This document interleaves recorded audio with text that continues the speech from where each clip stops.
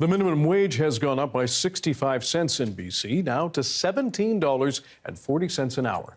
What difference will it make? We spoke with employers and employees here in Vancouver to find out.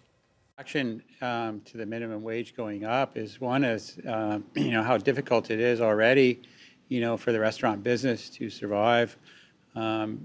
And it's basically based on the fact that it's not just minimum wage gone up, it's inflation, it's been the, cost of borrowing and all that. So it's a bit of a shock to the system. It is really tough to live in Vancouver as a city if you're depending on this, and most people have 2 jobs, so I'm grateful that I can live at home, but it is a struggle always. The cost of production on goods goes up, the shipping, rent every year is going up and stuff, so the margins keep getting lower and lower and lower.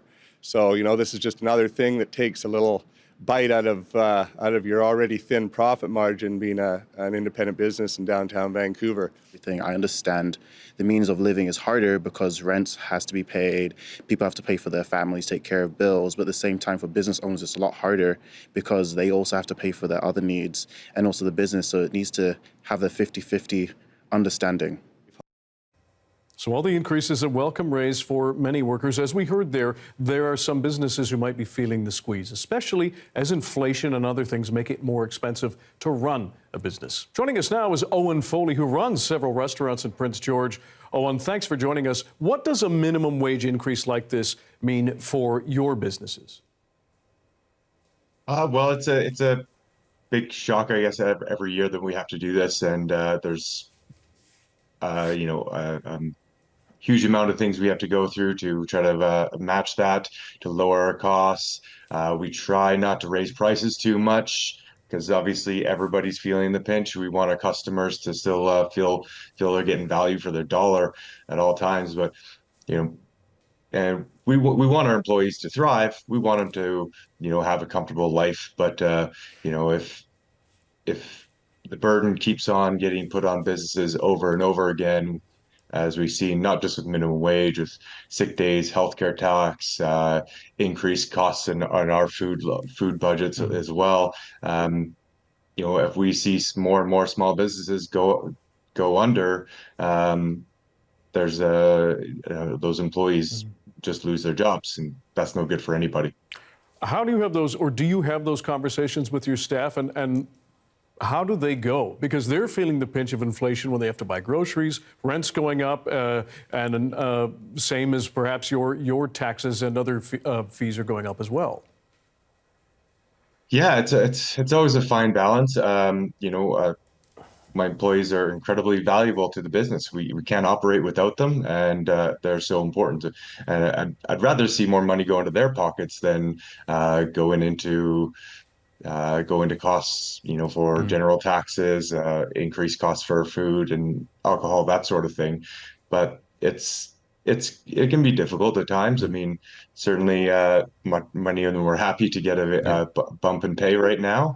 So that's usually not as difficult of a question. But there are awkward conversations you might have to have, say, in the restaurant businesses around tips. If you opt to decide to shift a bit of the tips that come into the business from the servers to the cooks to kind of compensate for some of this increase in the minimum wage. Do you do that? Do you cut back on the tips that employees get in order to deal with this? Across the industry, we've been seeing this happen. None of it ever goes to do you do that, though? I have to ask specifically. We've done that slowly over a number of years How because much we is don't it want to now? shock that.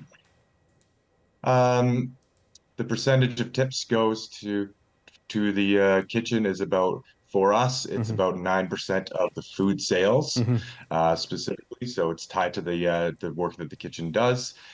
For every single restaurant, it's a bit different. 100 different restaurants have 100 different tip out schemes. Yeah. And lastly, appreciate your time. You hinted at a few potential solutions. What would you like to see beyond perhaps lowering the tips that employees might get and that kind of thing, and along with trying to balance off your costs as well as theirs?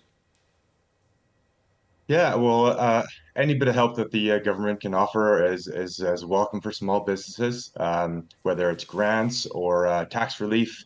Another alternative, instead of putting increased burdens on us, maybe lessening the burden on lower income folks, um, such as like increasing the uh, the the level that the minimum level of tax deductions are like the it's sitting about $14,000 or $15,000 Right. that you make tax free. If they were to increase that ceiling, that might help that, or just lessening the tax rate for lower income folks. All right. Eoin Foley, we really appreciate your time and your perspective. Thanks for joining us tonight. Thank you.